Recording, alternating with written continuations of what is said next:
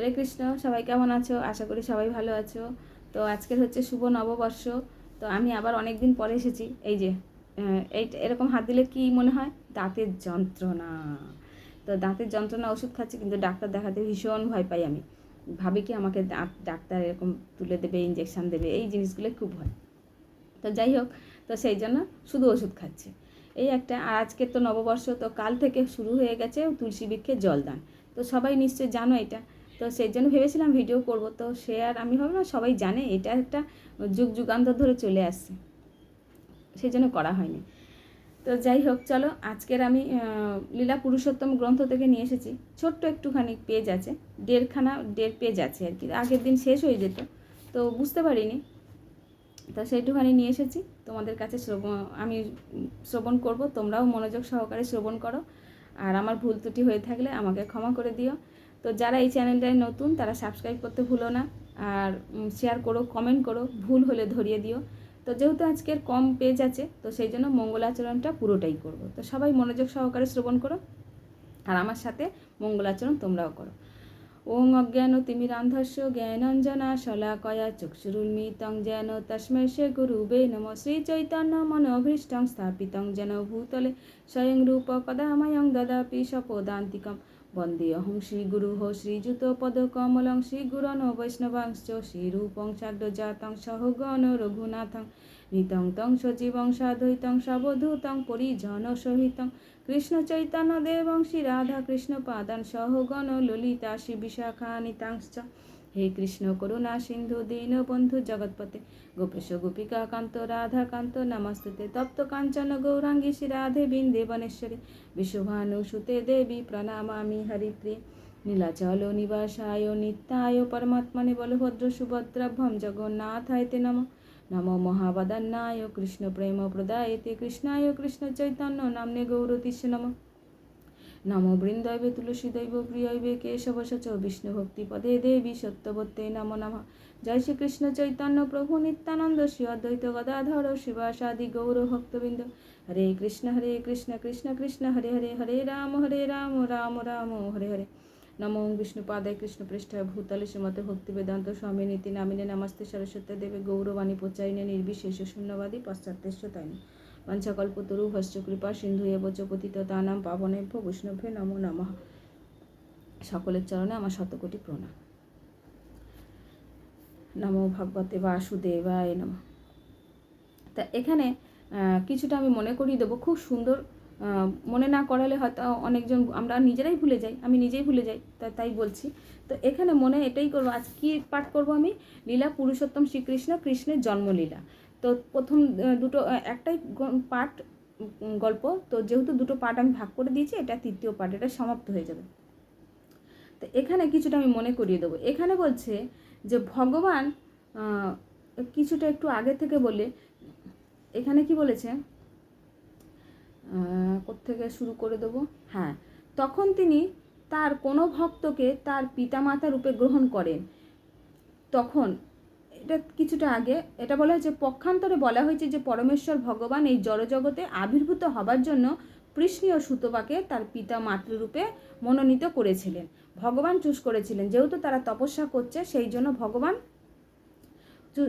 মনোনীত করেছিলেন। ভগবান যখনই একজন মানুষ্যরূপে অবতরণ করেন, তখন তিনি তার কোনো ভক্তকে তার পিতামাতা রূপে গ্রহণ করেন। তাই তিনি পৃষ্ণীয় সুতপাকে তার মাতা ও পিতা রূপে গ্রহণ করেছিলেন। তাহলে পৃষ্ণীয় সুতপাটা হচ্ছেন ভগবান, মাতা পিতা একা হচ্ছে দেবকী আর বসুদেব। তো সেই জন্য পৃষ্ণীয় সুতপাকে মুক্তি প্রার্থনা করেননি। ভগবানের চিন্ময় সেবার কাছে মুক্তি অত্যন্ত নগণ্য। মুক্তি যখন কেউ তপস্যা করে তখন তারা কী চায়? মুক্তি চায়। যেমন আমরা কোনো কিছু যখন তপস্যা কাকে বলা হয়? যদি আমি এখন ষোলমালার জপ নিষ্ঠাভাবে পালন করি, সেটাকে তপস্যা বলা হয়। যখন আমি ঘুম থেকে সকাল সকাল উঠে ভগবানের মঙ্গল আরতি করি, তখন তপস্যা। তো এই তপস্যাগুলো করে যদি আমি বলি, ভগবান আমার এইটা, যে আমার আজকে খারাপ দিন যাচ্ছে, সেটা তুমি পরিপূর্ণ, এটা হচ্ছে, তাহলে আমরা মুক্তি চাইছি। আর যদি ভগবানের নিত্য সেবায় আমি নিজেকে নিযুক্ত করতে পারি গোলকধামে, তখন সেটা, যেটা আমরা চাইছি, সেটা হচ্ছে নগণ্য, মানে ছোট্ট। আর যদি আমি ভগবানের নিত্য সেবায় নিজেকে নিযুক্ত করতে পারি, সেটা হচ্ছে একদম সারা, কি বলবো, এর থেকে মূল্যবান জিনিস আর কিছুই হয় না। সেটাই পৃষ্ণীয়া সুতপা সেটাই বলছে। তো মুক্তি প্রার্থনা করেননি। তো সুতপাকে মুক্তি দিতে পারতেন, কিন্তু তিনি তাদের এই জড়জগতেই থাকতে অনুপ্রাণিত করেছিলেন, যাতে তারা তার মাতা ও পিতা রূপে তার লীলায় তার সঙ্গ লাভ করার জন্য আনন্দ উপভোগ করতে পারেন। এক সন্তানকে যখন ছোটোর থেকে পালন করা হয় তখন খুব আনন্দ উপভোগ হয় না? তো সেটাই বলছে। সেই বিষয়ে পরবর্তী শ্লোকে ব্যাখ্যা করা হবে। ভগবানের কাছ থেকে তার মাতা ও পিতা হবার বল লাভ করে কৃষ্ণ এবং সুতপা তাদের তপশ্চর্য সমাপ্ত করে ভগবান তাদের পুত্ররূপে লাভ করার জন্য পতি ও পত্নী রূপে বসবাস করতে লাগলেন। এবার শুরু করছি। তো যথাসময় কৃষ্ণ গর্ভবতী হলেন এবং পুত্র সন্তান লাভ করলেন। দেবকী এবং বসুদেব ভগবান বললেন, যখন ভগবানের কৃষ্ণ আর সুতপার যখন গর্ভে ভগবান এসেছিলেন, সেই সময় আমার নাম হয়েছিল কৃষ্ণী গর্ভ।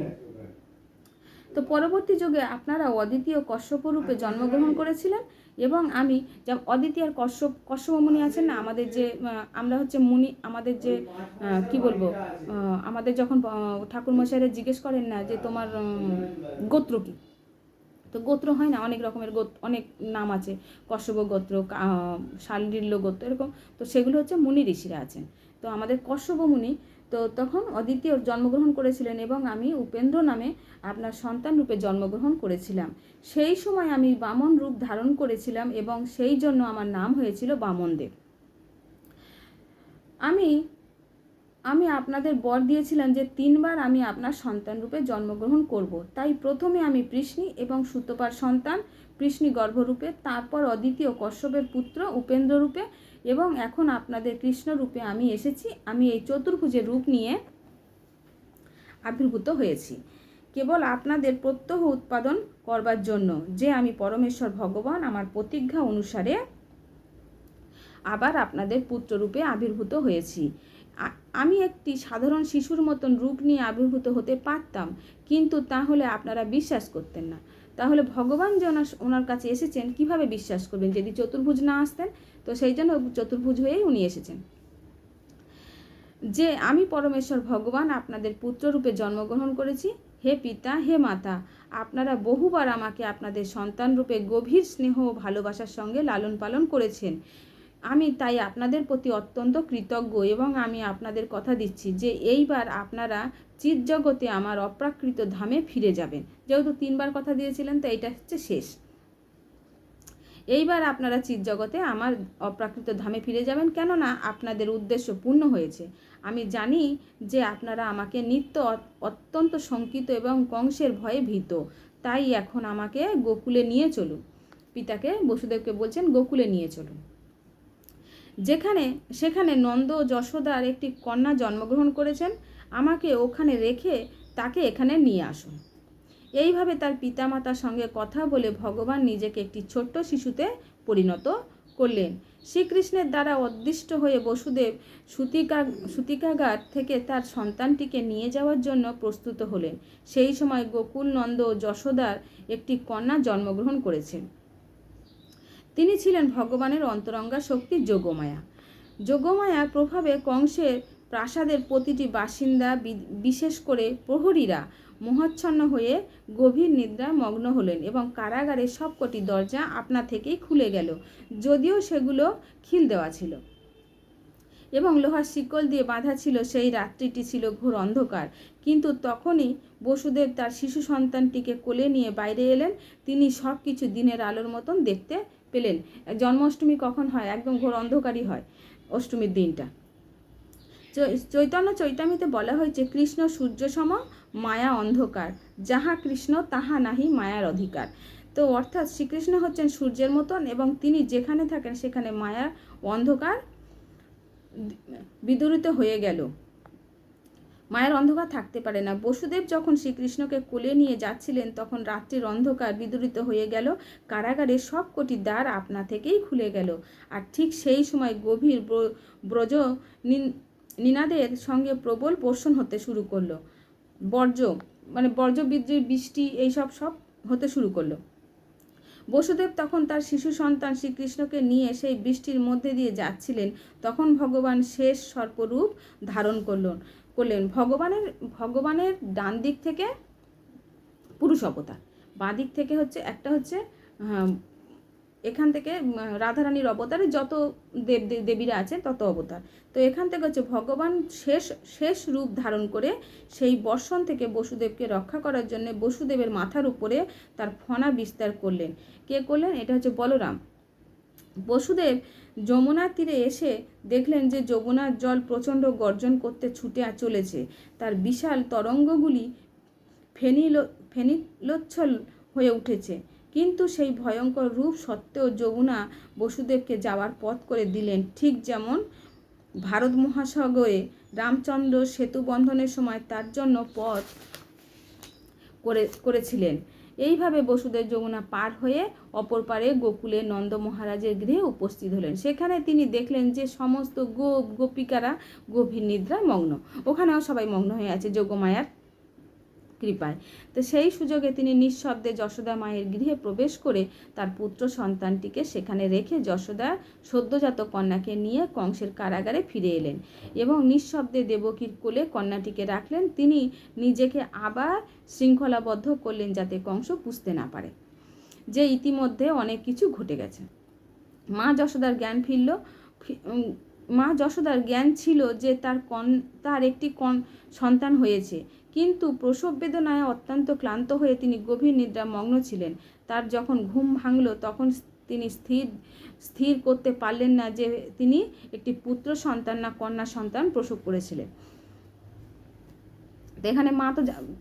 এখানে যশোদা মা জানতেই পারল না, যেহেতু যোগমায়ার প্রভাব ছিল, যোগমায়া সবাইকে নিদ্রায় দিয়ে রেখেছিলেন। ইতি লীলা পুরুষোত্তম শ্রীকৃষ্ণের গ্রন্থে শ্রীকৃষ্ণের জন্মলীলা নামক 3য় অধ্যায়ে ভক্তিবেদান্ত তাৎপর্য সমাপ্ত হলো।